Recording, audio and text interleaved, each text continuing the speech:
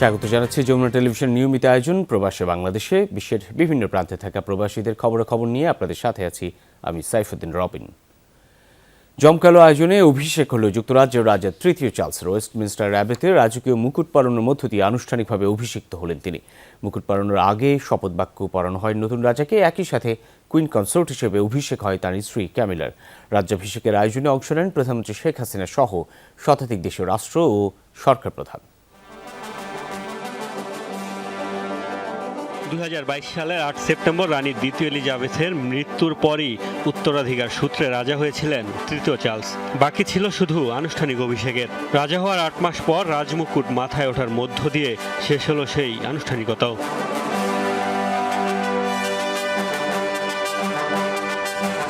রাজ্যাভিষেক বলে কথা।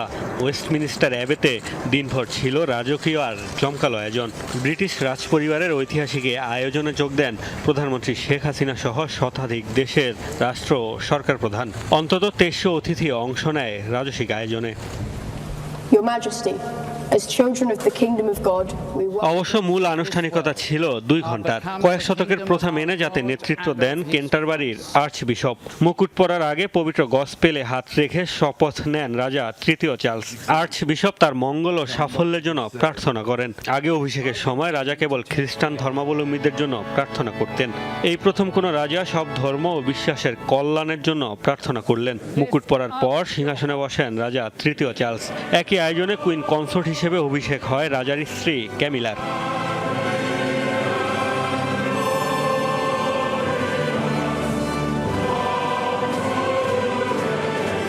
অভিষেকের আনুষ্ঠানিকতা শেষে ওয়েস্টমিনস্টার অ্যাবে থেকে রাজকীয় শোভাযাত্রা নিয়ে বাকিংহাম প্যালেসে ফিরে যান রাজা। একইভাবে শোভাযাত্রা নিয়েই অভিষেক অনুষ্ঠানে যোগ দিয়েছিলেন তিনি। প্যালেসের বারান্দায় এসে বাইরে অপেক্ষায় থাকা হাজার হাজার সাধারণ মানুষকে অভিবাদন জানান রাজা রানী সহ রাজপরিবারের সদস্যরা।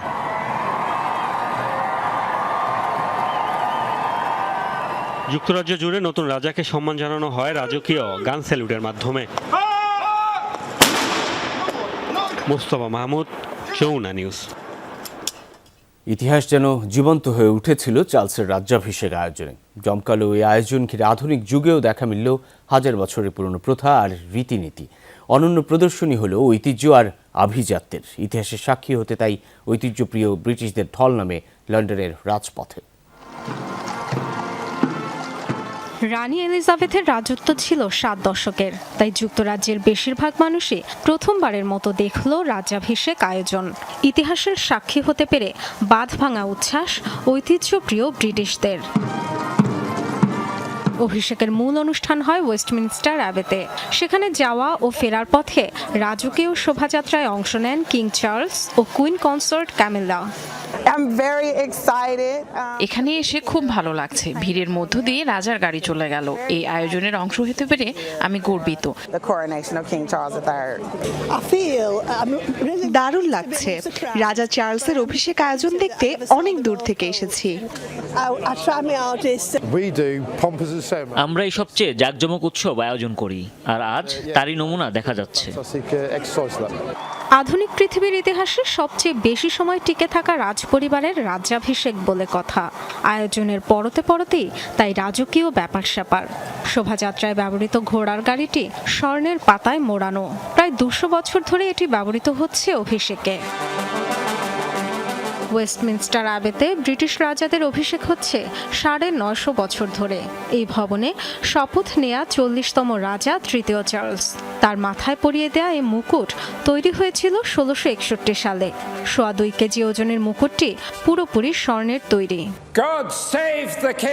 যে চেয়ারে বসে রাজার শপথ, সেটির বয়সও 700 বছরের বেশি। 1308 সাল থেকে কাঠের তৈরি এই সিংহাসনে বসেই অভিষেক হচ্ছে ব্রিটিশ রাজাদের। আনুষ্ঠানিকভাবে মুকুট পরানোর আগে হাজার বছরের রীতি অনুসারে পবিত্র তেল ছেটানো হয় রাজার শরীরে। তার পরনের পোশাকের পরতে পরতেও জড়িয়েছিল রাজ পরিবারের নানা আচার আনুষ্ঠানিকতা। ডরথি তাসরিন, যমুনা নিউজ। বাংলাদেশের প্রধানমন্ত্রী শেখ হাসিনা অনেক বড় অনুপ্রেরণা। মন্তব্য করে যুক্তরাজ্যের প্রধানমন্ত্রী ঋষি সুনাক বলেছেন তিনি নিজে তাঁর স্ত্রী সন্তানও শেখ হাসিনার ভক্ত। লন্ডনে স্থানীয় সময় শুক্রবার বিকেলে দ্বিপাক্ষিক বৈঠকে তিনি কথা বলেন। পরে লন্ডনের বাংলাদেশের হাই কমিশনার সাইদা মুনা তাসনিম এই বৈঠকের বিষয়ে বিস্তারিত জানান। লন্ডনের পল মলে কমনওয়েলথ সচিবালয়ের মালবোরো হাউসে বাংলাদেশ ও ব্রিটিশ প্রধানমন্ত্রী সৌজন্য বৈঠক করেন। প্রায় ৩৫ মিনিটের বৈঠকে তারা দ্বিপাক্ষিক ও আঞ্চলিক নানা বিষয়ে আলোচনা করেন। জলবায়ু পরিবর্তন মোকাবেলায় বাংলাদেশের উদ্যোগের প্রশংসা করেন তিনি। এ সময় বাংলাদেশের ব্রিটিশ প্রতিষ্ঠানগুলোকে বিনিয়োগের আহ্বান করেন প্রধানমন্ত্রী। রোহিঙ্গাদের দেখতে তিনি ঋষি সুনাককে বাংলাদেশে আসার আমন্ত্রণও জানান। বৈঠকের বিষয়ে পরে ব্রিফ করেন যুক্তরাজ্যে বাংলাদেশ হাই কমিশনার। মাননীয় প্রধানমন্ত্রীকে ঋষি সুনাক বলেন প্রথমে যে আমি সবসময় অ্যাডমায়ার করি আপনি কি করে আপনার দেশকে এরকম হাই গ্রোথে রাখতে পারেন। আপনার প্রি কোভিড গ্রোথ ছিল আপনাদের প্রায় 8% এবং পোস্ট কোভিডেও তখন আমি বললাম পোস্ট কোভিডেও প্রায় 6%-এর বেশি ছিল আমাদের গ্রোথ। তো উনি এটাই বললেন যে এত বছর ধরে এটাই আমি ফলো করি যে এত সাকসেসফুল একজন ইকোনমিক লিডার আপনি। এবং ওনার স্ত্রী মেয়েরা সবাই হচ্ছে প্রধানমন্ত্রী শেখ হাসিনার ভক্ত এবং বলেছে ওনার মেয়েরা ভবিষ্যতে এরকম যেন বিশাল নেত্রী হয় বা এই যে নেতৃত্ব বা লিডারশিপ বললো যে আমার দুটো ডটার তাদের জন্য আপনি অনেক বড় অনুপ্রেরণা। গেল মাস থেকেই কমছে কুয়েত থেকে রেমিটেন্স প্রবাহ। প্রবাসীদের দাবি ডলারের মূল্য বৃদ্ধি পাওয়ায় বৈধ পথে টাকা পাঠানোয় আগ্রহ হারাচ্ছেন অনেকে, ঝুঁকছেন হুন্ডিতে। এমন পরিস্থিতিতে ডলারের মূল্য পুনর্নির্ধারণ এবং হুন্ডি প্রতিরোধে আরও কঠোর হওয়ার দাবি জানিয়েছে কুয়েতের মানি এক্সচেঞ্জ কোম্পানিগুলোতে কর্মরত প্রবাসী বাংলাদেশিদের সংগঠন এক্সচেঞ্জ কোম্পানি কর্মকর্তা সংস্থা কুয়েত। কুয়েত থেকে সহকর্মী মোহাম্মদ হেফজু মিয়ার প্রতিবেদনে বিস্তারিত। কুয়েতের মানি এক্সচেঞ্জ কোম্পানিগুলোতে গেল কয়েকদিন ধরে কমছে প্রবাসী বাংলাদেশিদের ভিড়। মূলত ডলারের মূল্য বেড়ে যাওয়ায় বৈধ পথে রেমিটেন্স পাঠাতে আগ্রহ হারাচ্ছেন অনেকে। এতদিন যারা ব্যাংকিং চ্যানেলে টাকা পাঠাতেন তারা ঝুঁকছেন হুন্ডিতে। প্রবাসীরা বলছেন গেল মার্চ মাসেও 1 দিনারের বিনিময়ে মিলত 372 টাকা, আর এখন তা কমে দাঁড়িয়েছে 346 টাকায়। এতে একজন গ্রাহক আগের তুলনায় প্রতি লাখে 7,000-এরও বেশি কম টাকা পাচ্ছেন। মার্চ মাসে কুইতে 1 দিনারে 372 টাকা পেতাম, এখন এপ্রিল মাসে সেটা 348 টাকা। কিন্তু দেশে তো জিনিসপত্রের দাম আর কমে নাই, দেশে তো জিনিসপত্রের দাম বাড়তেছে। সবাই বৈধ পথের চেয়ে অবৈধ পথে টাকা বেশি পাচ্ছে, এই জন্য অবৈধ পথে টাকা বা হুন্ডিতে বেশি পাঠানো হচ্ছে। অবৈধ পথে হুন্ডিতে পয়সা যাচ্ছে, সেটা যদি প্রতিরোধ করতে হয় তাহলে বৈধ পথে রেমিটেন্স পাঠানোর জন্য সরকারকে দ্রুত সঠিক সিদ্ধান্ত নিতে হবে। এমন পরিস্থিতিতে আশঙ্কাজনক হারে কমছে কুয়েত থেকে রেমিটেন্স প্রবাহ। একদিকে সরকার হারাচ্ছে বৈদেশিক মুদ্রা, অন্যদিকে ক্ষতির মুখে মানি এক্সচেঞ্জ কোম্পানিগুলো। সমস্যা সমাধানে ডলারের মূল্য পুনর্নির্ধারণ ও হুন্ডি প্রতিরোধে আরো কঠোর হওয়ার দাবি উঠেছে। 1 লক্ষ টাকা পাঠাইতে আমার ফর एग्जांपल 180 টাকা লাগে, আমি 170 টাকা দিয়ে 160 টাকা দিয়ে হুন্ডির মাধ্যমে পাঠাইতে পারি। অর্থাৎ আমি ব্যাংকে 1 লক্ষ টাকা পাঠাইলে এই টাকার এই দিনের বিনিময়ে আমরা যদি হুন্ডিতে পাঠাই তাহলে আমরা পাইতেছি 1,08,000-10,000 টাকা। তো প্রবাসীরা কেন ঠকতে যায়? আমি যদি ডেইলি যদি 2 লক্ষ টাকা একটা অ্যাকাউন্টে পাঠাই তাহলে মান্থলি কত আসে? 60 লাখ টাকা। বাংলাদেশে একটা বিকাশের একটা নাম্বারে 60 লক্ষ টাকা যদি ঢুকে, এটা তো বিকাশে টান দিলে বের হয়, এটা তো আহামরি কোনো সমস্যা নেই। কুয়েতে বসবাস করছে প্রায় 3 লাখ বাংলাদেশি, যাদের পাঠানো রেমিটেন্স বড় ভূমিকা রাখে দেশের অর্থনীতিতে। মোস্তফা মাহমুদ, যমুনা নিউজ। খুনের মামলার আসামি আরাফ খানকে ফেরানোর বিষয়ে তেমন কোনো অগ্রগতি নেই। উল্টো ফেসবুক লাইভে তার দাবি মাসখানেক আটকে রেখে ছেড়ে দেওয়া হয়েছে তাকে। যদিও দেশের গোয়েন্দা কর্মকর্তারা তার কথা বিশ্বাস করতে চান না। তারা বলছেন ইন্টারপোলের ফেরারি তালিকায় নাম উঠেছে আরাফের, তাকে ফেরত আনা প্রক্রিয়ার ব্যাপার মাত্র। মনিরুল ইসলামের রিপোর্ট। হঠাৎ করে টাকার কুমির পুলিশ কর্মকর্তা মামুন ইমরান খান হত্যা মামলার চার্জশিটভুক্ত আসামি রবিউল ইসলাম ওরফে আরাফ খান। সবশেষ নিজের স্বর্ণের দোকান উদ্বোধনে সাকিব আল হাসানকে ডেকে নিয়ে আলোচনায় আসেন তিনি। ফেরারি আসামির বিষয়টি জানাজানির পর তাকে ফিরিয়ে আনতে তোড়জোড় শুরু করে পুলিশ। ইন্টারপোলের সহায়তাও চাওয়া হয়। মোস্ট ওয়ান্টেড তালিকায় নাম ওঠে আরাফের, কিন্তু ফিরিয়ে আনা যায়নি। পুলিশের সূত্রগুলো বলছে মূলত ভারতীয় পাসপোর্টে সেখানে অবস্থান করছে আরাফ, তাই বাংলাদেশের হাতে তাকে দুবাই পুলিশ ফেরত দেবে কিনা তা নিয়ে জটিলতা আছে। এর মধ্যে কদিন আগে ফেসবুক লাইভে আরাফের দাবি তাকে ডেকে নিয়ে 1 মাসের বেশি আটকে রেখে ছেড়ে দিয়েছে ইন্টারপোল। আমাকে ইন্টারপোলে নিয়ে গেল, ইন্টারপোলে আমাকে রাখলো 1 মাস 7 দিন। আমার জীবন থেকে 1 মাস 7 দিন চলে গেছে ইন্টারপোলের জেলে। তাকে ফেরত আনতে সময় লাগছে বলে দুবাইয়ে বসে পুলিশ ও গণমাধ্যম কর্মীদের নামে নিয়মিত মিথ্যাচার ও হম্বিতম্বি করতে দেখা যাচ্ছে আরাফ খানকে। যে 100 টাকা দিয়ে আমি সাংবাদিক কিনছি, সময় টিভির সাংবাদিক, ঠিক আছে, যমুনা টিভি সাংবাদিক এখানে আসছে, 200 টাকা দিয়ে যমুনা টিভি সাংবাদিক কেনা যায়, 100 টাকা দিয়ে সময় টিভি সাংবাদিক কেনা যায়। আরাফের এসব কথা মিথ্যা দাবি করে ক্ষুব্ধ দুবাই প্রবাসী গণমাধ্যম কর্মীরা। ভাইরাল হওয়ার জন্য সাংবাদিকের যেন গালিগালাজ করবে, এইরকম আরব খানের মতো লোক আমরা তীব্র নিন্দা জানাই। মূল কথা হচ্ছে সে সাংবাদিকদের গালি দিয়ে ফেমাস হওয়ার জন্য যে ধরনের কথা বলার দরকার সেভাবেই সে গল্প কাহিনী সাজানোর মতো করে সে সাজায়া তার এই গালিগালাজ এবং সে সেটা করে যাচ্ছে। আরব খান জেলে ছিল এটা আসলে আমরা কেউ জানলাম না, দূতাবাসের পক্ষ থেকেও জানতে পারি নাই, কনসুলেটের পক্ষ থেকেও জানতে পারি নাই। অল্প সময়ে আরাফ এত টাকা কোথায় পেল তা নিয়ে তদন্ত শুরু করেছে সিআইডি পুলিশ। ফিনান্সিয়াল ক্রাইমের মানি লন্ডারিং ইউনিট দুবাইয়ে তার কত সম্পদ আছে তার খোঁজে আছে। অন্যদিকে তাকে ফিরিয়ে আনার ব্যাপারটি তদারক করছে পুলিশ সদর ও ঢাকার ডিবি পুলিশ। দুবাই পুলিশকে অবহিত করেছি এবং দুবাইয়ে যে বাংলাদেশের কনসুল জেনারেল, এই কনসুল জেনারেলকে আমরা এই জিনিসটা জানিয়েছি। বাংলাদেশে দুবাইয়ের যে রাষ্ট্রদূত থাকেন ওনার কাছে আমি নিজে কথা বলেছি, ইন্টারপোল কাজ করছেন, আমরাও আমাদের পুলিশ হেডকোয়ার্টারের মধ্যে আমরা যোগাযোগ আছি। আমরা মনে করি তারা স্বল্প সময়ের মধ্যে দেশে ফিরিয়ে আনতে পারবে। আরাফের দাবি অনুযায়ী ইন্টারপোল 1 মাস আটকে রেখে এভাবে ছেড়ে দেওয়ার বক্তব্য কতটুকু সত্য তা নিয়েও সন্দিহান বাংলাদেশের পুলিশ কর্মকর্তারা। মনিরুল ইসলাম, যমুনা নিউজ, ঢাকা।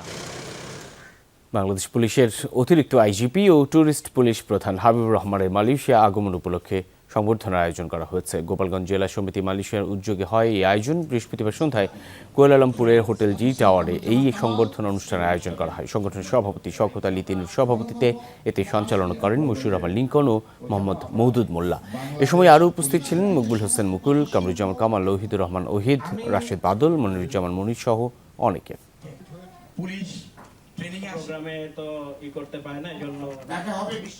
বাহরাইন শাখা শ্রমিক লীগের উদ্যোগে আন্তর্জাতিক শ্রমিক দিবস উপলক্ষে ফ্রি মেডিকেল ক্যাম্প ও আলোচনা সভা অনুষ্ঠিত হয়েছে। বৃহস্পতিবার দেশটির রাজধানী মানামার কুকমেল রেস্টুরেন্টে হয় এই আয়োজন।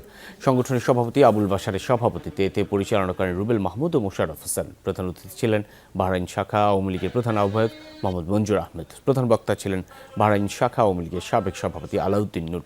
বিশেষ অতিথি ছিলেন মোহাম্মদ শাহজালাল, মোহাম্মদ কায়েস আহমেদ, এম এ হাশেম, দুলাল দাস সহ অনেকে। সবশেষে দেশ ও জাতির কল্যাণে দোয়া করা হয়।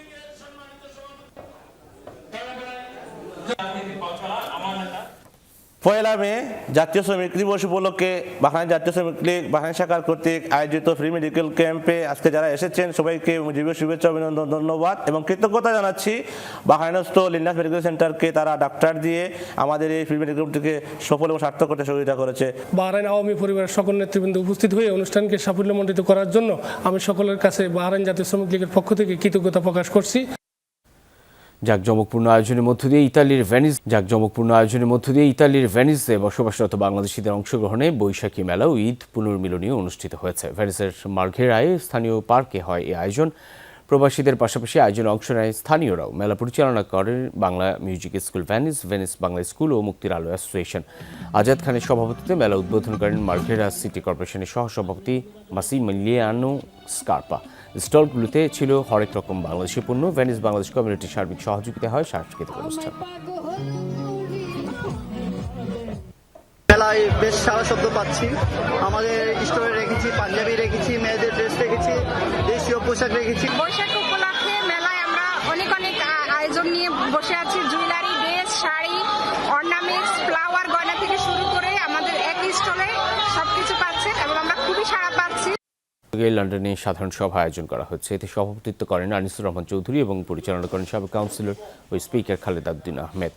উপস্থিত ছিলেন মাহমুদ হাসান, ইব্রাহিম আলী খন্দকার, বাথাগঞ্জ সমিতির সাবেক সভাপতি মাসুদ আহমেদ, সাবেক সাধারণ সম্পাদক রশিদ আহমেদ সহ অনেকে। এ সময় বক্তারা বলেন, সিলেট 3 আসনের উন্নয়নে মনির হোসাইনের মতো শিক্ষিত ব্যক্তিদের প্রয়োজন রয়েছে। আগামী সংসদ নির্বাচনে মনির হোসাইনকে মনোনয়ন দেওয়ার দাবিও জানানো হয়।